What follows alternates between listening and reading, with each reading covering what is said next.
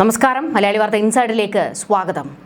Social മീഡിയയിലൂടെയും അല്ലാതെയും നിരന്തരം അധിക്ഷേപം. മൃതദേഹത്തിനു പോലും ആദരവിനും അന്തസ്സിനും അവകാശമുണ്ട്. ഇനിയും അവരുടെ എല്ലില്ലാത്ത നാവ് പൊങ്ങരുത്. സുപ്രീം കോടതി അഭിഭാഷക ദീപ ജോസഫിനെ തൂക്കി അകത്തിടണം. രാഹുൽ മാങ്കൂട്ടത്തിൽ കേസിലെ ഒന്നാം അതിജീവിത ഇപ്പോൾ മുഖ്യമന്ത്രിക്ക് പരാതി നൽകിയിരിക്കുകയാണ്.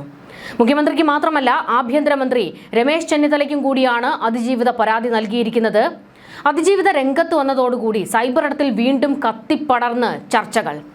അതിജീവിതയെ പിന്തുണച്ചും ദീപയെ തെറി വിളിച്ചും CPMകാർ രംഗത്തിറങ്ങിയിട്ടുണ്ട്. രാഹുലിന് അനുകൂലമായി ഫേസ്ബുക്കിൽ പ്രതികരിച്ചിട്ടുള്ള ദീപയെ പിന്തുണച്ച് രാഹുൽ ആർമിയും. ഡൽഹിയിൽ അവളുടെ ഒരു തുള്ളൽ.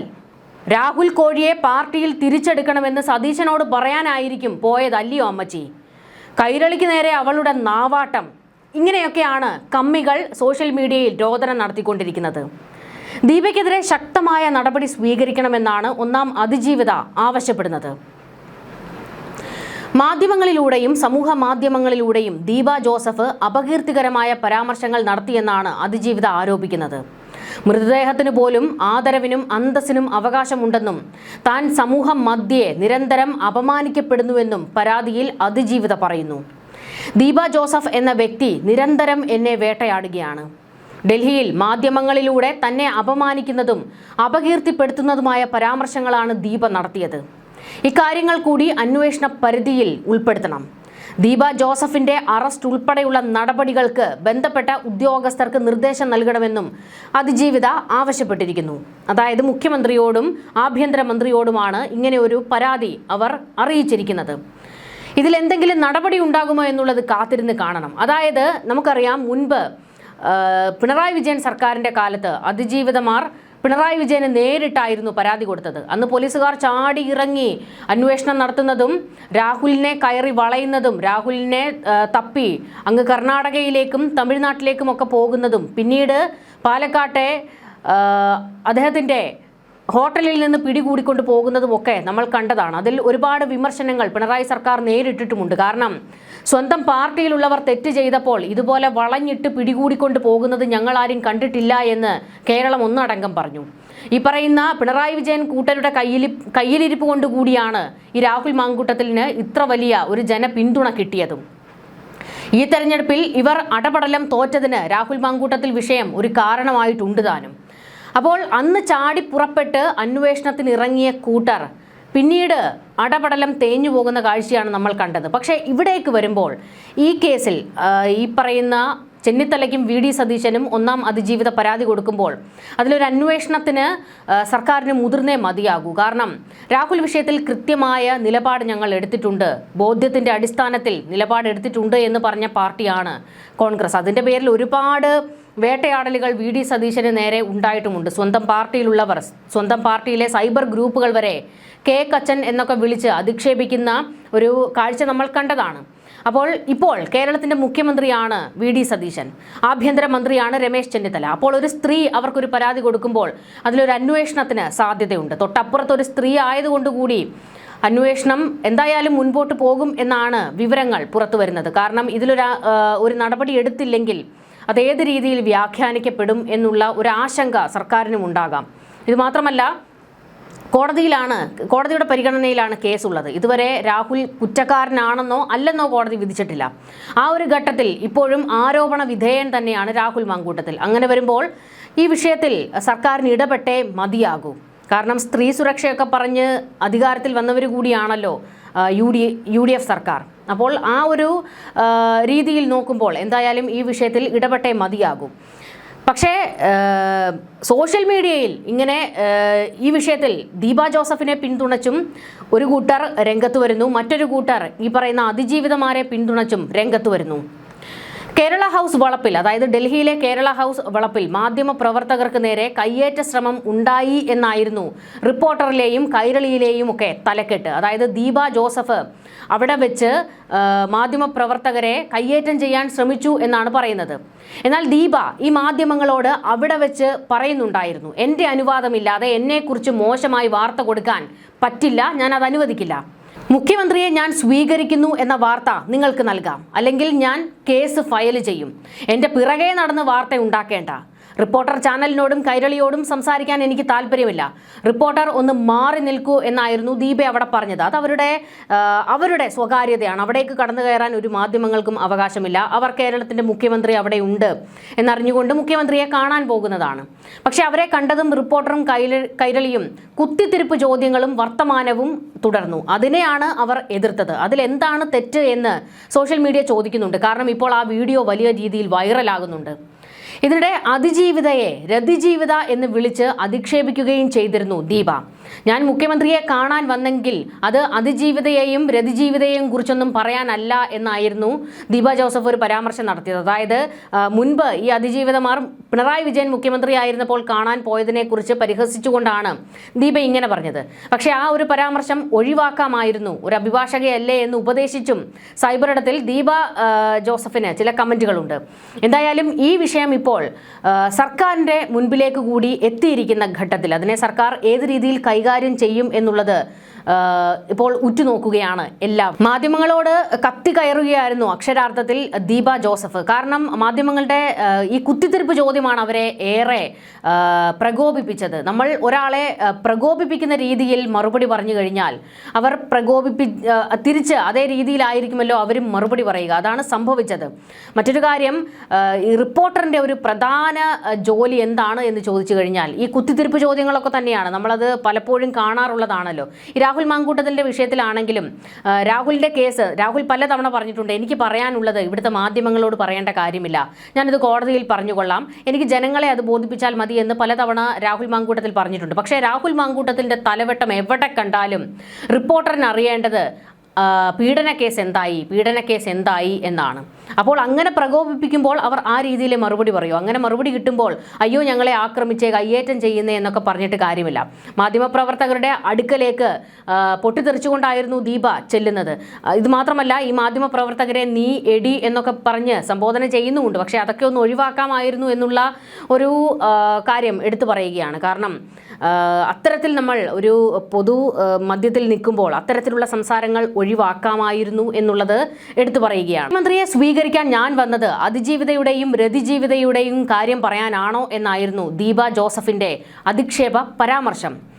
പക്ഷേ ദീപ ജോസഫ് ഇങ്ങനെ ഒരു ചോദ്യം ചോദിച്ചതിനെ സോഷ്യൽ മീഡിയയിലെ രാഹുൽ അനുകൂലികളും ഒക്കെ കൈയടിക്കുന്നുണ്ട്. കാരണം ഇത്തരത്തിലുള്ള കുത്തിത്തിരിപ്പ് മാധ്യമ പ്രവർത്തകരെ ഒഴിവാക്കണം, അവരെ അകറ്റി നിർത്തണം എന്നൊക്കെയാണ് ദീപയെ പിന്തുണച്ച് എല്ലാവരും സംസാരിക്കുന്നത്. വനിതാ മാധ്യമ പ്രവർത്തകയെ എടി നീ എന്ന് വിളിച്ച് അപമര്യാദയോടെ സംസാരിച്ച ദീപ മാപ്പ് പറയണമെന്നും ഇത്തരത്തിൽ അവർ പെരുമാറുന്നത് അംഗീകരിക്കാൻ കഴിയില്ല എന്നും തങ്ങളുടെ ജോലിയാണ് തടസ്സപ്പെടുത്തിയതെന്നും പറഞ്ഞുകൊണ്ട് ഇപ്പോൾ മാധ്യമങ്ങളും രംഗത്തേക്ക് വന്നിട്ടുണ്ട്. ദീപ ജോസഫ് മൈക്ക് പിടിച്ചു വാങ്ങാൻ ശ്രമിച്ചു എന്നൊക്കെയാണ് ദേശാഭിമാനിയിലും കൈരളിയിലും ഒക്കെ വരുന്ന വാർത്തകൾ. രാഹുൽ മാങ്കൂട്ടത്തിലുമായി ബന്ധപ്പെട്ട ലൈംഗിക പീഡന കേസിലെ അതിജീവിതയെ അപഹസിച്ചതുമായി ബന്ധപ്പെട്ട് ദീപ ജോസഫിനെതിരെ കേരളത്തിൽ നിലവിൽ കേസുകളുണ്ട്. ഈ കേസുകൾക്കെതിരെ സുപ്രീം കോടതിയെ സമീപിച്ച ദീപ ജോസഫിന് നേരത്തെ ചീഫ് ജസ്റ്റിസ് ഉൾപ്പെട്ട ബെഞ്ചിൽ നിന്ന് രൂക്ഷ വിമർശനം ഉണ്ടായിട്ടുണ്ട്. അതിന് കാരണം ഇത്തരത്തിലുള്ള വാക്കുകളാണോ നിങ്ങൾ ഉപയോഗിക്കുന്നത് എന്നായിരുന്നു കോടതി ചോദിച്ചത്. അതായത് വാക്കുകൾ കടന്നു പോകാറുണ്ട് പലപ്പോഴും ദീപ ജോസഫിൻ്റെ. അത്തരത്തിൽ ദീപ ജോസഫിനെ വിമർശിച്ചുകൊണ്ടുള്ള ചില പരാമർശങ്ങൾ കോടതിയുടെ ഭാഗത്തു നിന്ന് ഉണ്ടായിട്ടുണ്ട്. ഇപ്പോഴും അതുതന്നെയാണ് സംഭവിച്ചത്. ദീപ ജോസഫിൻ്റെ ഈ എടി നീ എന്നൊക്കെയുള്ള പരാമർശങ്ങൾ, നിങ്ങൾ അത്തരം വാർത്തകൾ കൊടുക്കാൻ പാടില്ല, ഞാൻ കേസ് ഫയൽ ചെയ്യും, ഞാൻ അത് അംഗീകരിക്കില്ല എന്നൊക്കെ നമുക്ക് പറയാം. കാരണം നമ്മുടെ വ്യക്തി ജീവിതത്തിലേക്ക് ഒളിഞ്ഞു നോക്കാൻ വന്നാൽ, നമ്മുടെ വ്യക്തിപരമായ കാര്യങ്ങളിലേക്ക് ഒളിഞ്ഞു നോക്കാൻ വന്നാൽ ആരോടാണേലും നമ്മൾ പ്രതികരിക്കണം. ഇവിടെ പക്ഷേ ദീപ ജോസഫ് ഒരു അഭിഭാഷകയാണ്. ഇത്തരത്തിൽ സംസാരിക്കുമ്പോൾ കുറച്ചുകൂടി ഒന്ന് ശ്രദ്ധിക്കാമായിരുന്നു. മുൻപ് സുപ്രീം കോടതിയിൽ നിന്നും ഈ ഒരു വിമർശനമാണ്, നിങ്ങൾ വാക്കുകൾ സൂക്ഷിച്ചുപയോഗിക്കണം എന്നുള്ളൊരു വിമർശനമായിരുന്നു ഉണ്ടായിരുന്നത്. ഇപ്പോൾ ദീപ ജോസഫിനെതിരെ KUWJ രംഗത്തെത്തിയിരിക്കുകയാണ്. ദീപ ജോസഫിന്റെ നടപടി അപലപനീയമാണെന്നും മാധ്യമപ്രവർത്തകരുടെ ജോലി തടസ്സപ്പെടുത്തിയതും സ്ത്രീവിരുദ്ധ പരാമർശങ്ങൾ നടത്തിയതും അംഗീകരിക്കാനാകില്ല എന്നാണ് KUWJ പ്രതികരിച്ചിരിക്കുന്നത്. ദീപ ജോസഫിന്റെ ഭാഗത്തു നിന്നുണ്ടായത് തീർത്തും അപക്വമായ നടപടിയാണെന്നും മാധ്യമപ്രവർത്തകയെ കയ്യേറ്റം ചെയ്ത സംഭവത്തിൽ നിയമ നടപടികളിലേക്ക് KUWJ ഡൽഹി ഘടകം കടക്കുമെന്നും അറിയിച്ചു. റിപ്പോർട്ടർ ചാനലിന്റെ റിപ്പോർട്ടർ YS അഭിനന്ദിനെയും കൈരളി TV മാധ്യമ പ്രവർത്തക ഫെമിനിയെയുമാണ് ദീപ ജോസഫ് വിമർശിച്ചത്. അവർക്ക് നേരെയായിരുന്നു ഇങ്ങനെ പാഞ്ഞടുത്തത്. എന്തായാലും ഈ വിഷയം ഇപ്പോൾ ഒരു വലിയ ചർച്ചയായി മാറുമ്പോൾ അവിടെ നടന്ന ആ സംഭവത്തിന്റെ ദൃശ്യങ്ങൾ ഇപ്പോൾ വൈറലായി മാറിക്കൊണ്ടിരിക്കുകയാണ്. ദീപ ജോസഫും അവരുടെ ഔദ്യോഗിക ഫേസ്ബുക്ക് പേജിൽ ആ വീഡിയോ പങ്കുവച്ചിട്ടുണ്ട്. ഇത് മാത്രമല്ല 2 കുറിപ്പും ദീപ ജോസഫ് പങ്കുവച്ചിട്ടുണ്ട്.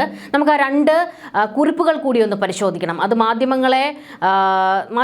മാധ്യമങ്ങൾക്ക്, അതായത് കുത്തിത്തിരിപ്പ് മാധ്യമങ്ങൾക്ക് കുറിക്കൊള്ളുന്ന മറുപടിയാണ് ദീപ ജോസഫ് അവിടെ കുറിച്ചിരിക്കുന്നത്. അതുകൂടി നമുക്കൊന്ന് നോക്കാം.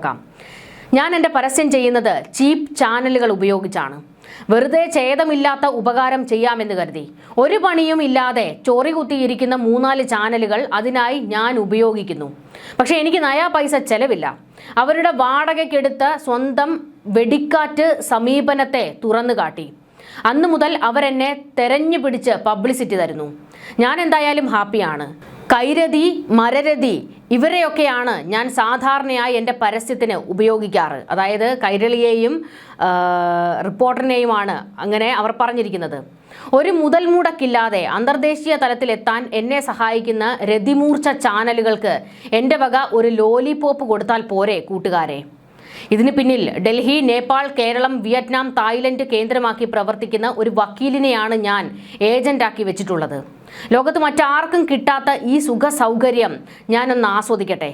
അതിനിടയിൽ ആ രതി ചാനലുകൾക്കെതിരെ കേസ് ഫയൽ ചെയ്യാൻ നിങ്ങൾ നിർബന്ധിക്കരുത്. പൊന്മുട്ടയിടുന്ന ഈ താറാവിനെ ഞാൻ കൊല്ലൂല. എൻ്റെ കളരി പരമ്പര ദൈവങ്ങളാണേ സത്യം. പിന്നെ ഒരു സങ്കടമുള്ളത് വലിയ റീച്ചുള്ള നല്ല ചാനലുകൾ എന്നെ ഏറ്റെടുക്കാത്തത് മാത്രമാണ്. മാക്രികൾ മാത്രം കാണുന്ന ചാനലുകൾ കൊണ്ട് തൃപ്തി അടയുന്നു. ഇതായിരുന്നു ഒരു പോസ്റ്റ്. അതിന് മുൻപൊരെണ്ണം ഉണ്ടായിരുന്നത് ഇങ്ങനെയാണ്.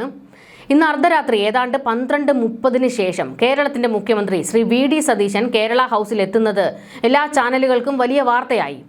പാതിരാത്രിയിലും ഉഷ്ണം പോലും വകവയ്ക്കാതെ 100-ലധികം ആളുകൾ മുഖ്യമന്ത്രിയെ കാണാൻ തടിച്ചുകൂടി. പടക്കം പൊട്ടിച്ചും ചെണ്ട കൊട്ടിയും പുഷ്പാർച്ചന നടത്തിയും ജെൻസി മുഖ്യമന്ത്രിയെ സ്വീകരിച്ചു. എന്നാൽ രതിക്ക് പ്രാധാന്യം കൊടുക്കുന്ന 2 ചാനലുകൾ അവിടെയും രതി ജീവിതങ്ങളെ താലോലിക്കുന്നത് കണ്ടു. മരമുറിയും കൈരതിയും. അവരുടെ വാർത്തയും അതുതന്നെയായിരുന്നു. ഉദ്ദേശം മുഖ്യമന്ത്രിയുടെ വരവും സ്വീകരണവും കലക്കുക എന്നതും. അതിനെതിരെ ശക്തമായി പ്രതികരിക്കാൻ കഴിഞ്ഞു എന്നതിൽ ആത്മസന്തോഷമുണ്ട്. കോൺഗ്രസ് വൻ ഭൂരിപക്ഷത്തിൽ വിജയിച്ചതും ഭരണം മാറിയതും അറിയാത്ത 2 ചാനലുകൾ. എനിക്ക് നല്ല മനുഷ്യരുടെ ഇടയിൽ മാക്സിമം മൈലേജ് കൂട്ടിക്കിട്ടുന്ന ഈ ഏർപ്പാട് ഞാൻ ആസ്വദിക്കുന്നു. ഇതായിരുന്നു മറ്റൊരു കുറിപ്പ്. എന്തായാലും കുറിക്കൊള്ളുന്ന മറുപടികൾ ഈ 2 ചാനലിനും ദീപ ജോസഫ് കൊടുത്തിട്ടുണ്ട്. ഇവിടെ നിന്ന് മാധ്യമങ്ങൾ ചിലതൊക്കെ പഠിക്കേണ്ടതുണ്ട്. അതായത് ഇത്തരത്തിൽ ഈ ദീപ ജോസഫിൻ്റെ കാര്യം മാത്രമല്ല, പലയിടത്തു നിന്ന് മാധ്യമങ്ങളെ അകറ്റി നിർത്തുന്ന ഒരു സമീപനം നമ്മൾ പലപ്പോഴും കണ്ടിട്ടുണ്ട്. അതായത് മാധ്യമങ്ങൾ അല്ലെങ്കിൽ മാധ്യമ പ്രവർത്തകർ എന്നൊക്കെ പറയുന്നത് ഭരണഘടനയുടെ 4ാം തൂണാണ്. അത് മറന്നുപോയി നമ്മൾ പ്രതികരിക്കരുത്, പ്രവർത്തിക്കാൻ നിൽക്കരുത്. അങ്ങനെ നിന്നു കഴിഞ്ഞാൽ ഇതുപോലെ ജനങ്ങൾക്കിടയിൽ നിന്ന് വിമർശനങ്ങൾ കേൾക്കേണ്ടി വരും. പച്ചയ്ക്ക് നാണം കെട്ട് നിൽക്കേണ്ടിയും വരും. നമുക്ക് ആരുടെയും സ്വകാര്യ ജീവിതത്തിലേക്ക് നോക്കാനുള്ള ഒരു റൈറ്റ് ഒന്നുമില്ല. ആരുടെയും വ്യക്തി ജീവിതത്തിലേക്ക് നോക്കാൻ നമുക്ക് റൈറ്റില്ല. നമുക്ക് വിമർശിക്കാം. നമുക്ക് ഭരണകൂടത്തെ വിമർശിക്കാം, ഭരണപക്ഷത്തെ വിമർശിക്കാം, പ്രതിപക്ഷത്തെ വിമർശിക്കാം.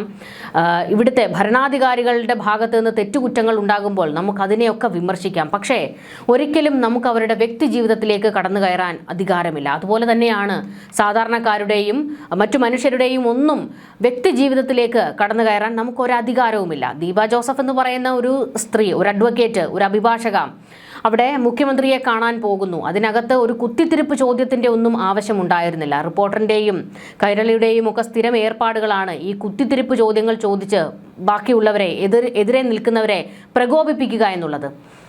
പക്ഷേ അങ്ങനെ പ്രകോപിപ്പിക്കുമ്പോൾ തിരിച്ചു കിട്ടുന്നത് മേടിച്ച് വെച്ചോളുക, അല്ലാതെ അങ്ങനെ കിട്ടിക്കഴിയുമ്പോൾ കരഞ്ഞിട്ട് കാര്യമില്ല. ഇതാണ് ഞങ്ങളുടെ മാധ്യമ പ്രവർത്തനം, ഞങ്ങളുടെ മാധ്യമ പ്രവർത്തനത്തിന് തടസ്സം നിന്നു എന്നൊക്കെ ഗീർവാണം അടിച്ചിട്ടും കാര്യമില്ല. അവർ തന്നെ പറയുന്നുണ്ട്, നിങ്ങൾക്ക് ഞാൻ മുഖ്യമന്ത്രിയെ കാണാൻ വന്നു എന്ന് നിങ്ങൾ വാർത്ത വേണമെങ്കിൽ കൊടുത്തുകൊള്ളൂ, എനിക്ക് കുഴപ്പമില്ല. അതിനകത്തേക്ക് ചില കുത്തിത്തിരിപ്പ് കൊണ്ടുവരുന്നത് എന്തിനാണ് എന്ന് ദീപ ജോസഫ് തന്നെ ചോദിക്കുന്നുണ്ട്. എന്തായാലും ഈ ഒരു വിഷയം വലിയ രീതിയിൽ വൈറലായിട്ടുണ്ട്. മാധ്യമങ്ങൾക്ക് നേരെയാണ് സോഷ്യൽ മീഡിയയിൽ എമ്പാടും വിമർശനങ്ങൾ നടന്നുകൊണ്ടിരിക്കുന്നത്. മാധ്യമ പ്രവർത്തകർ ഉൾപ്പെടെ ഈ വാർത്തകൾക്ക് താഴെ വരുന്ന കമൻറ്റുകളൊന്നും എടുത്തു വെച്ച് നോക്കുക. അങ്ങ് മാധ്യമ പ്രവർത്തനമെന്നും പറഞ്ഞ് കുറേ എണ്ണം ക്യാമറയും മൈക്കും തൂക്കി ഇറങ്ങും, ബാക്കിയുള്ളവരുടെ സ്വൈര്യം കെടുത്താൻ എന്നൊക്കെ പറഞ്ഞുകൊണ്ട് അധിക്ഷേപിക്കുന്ന തരത്തിലാണ്. മാധ്യമങ്ങളെ പരമപുച്ഛമായി തോന്നുകയാണ് ഇപ്പോൾ ഈ സമൂഹത്തിന്. ആ രീതിയിലേക്ക് അധപ്പതിക്കാൻ അല്ലെങ്കിൽ ആ രീതിയിലേക്കൊക്കെ പോകാൻ ഈ പറയുന്ന മാധ്യമ പ്രവർത്തകരുടെ ഭാഗത്തും തെറ്റുകൾ സംഭവിക്കുന്നുണ്ട്. ആ തെറ്റുകൾ തിരുത്തുക എന്നുള്ളതാണ്. എന്തായാലും ദീപ ജോസഫിനെതിരെ നടപടിയെടുക്കണം എന്നുള്ളതാണ് ഒന്നാം അതിജീവിതയുടെ ആവശ്യം. അതിൽ സർക്കാർ എന്ത് നടപടിയെടുക്കും, എന്ത് തീരുമാനം കൈക്കൊള്ളും എന്നുള്ളത് നമുക്ക് കാത്തിരുന്ന് കാണാം. ന്യൂസ് ഡെസ്ക് മലയാളി വാർത്ത.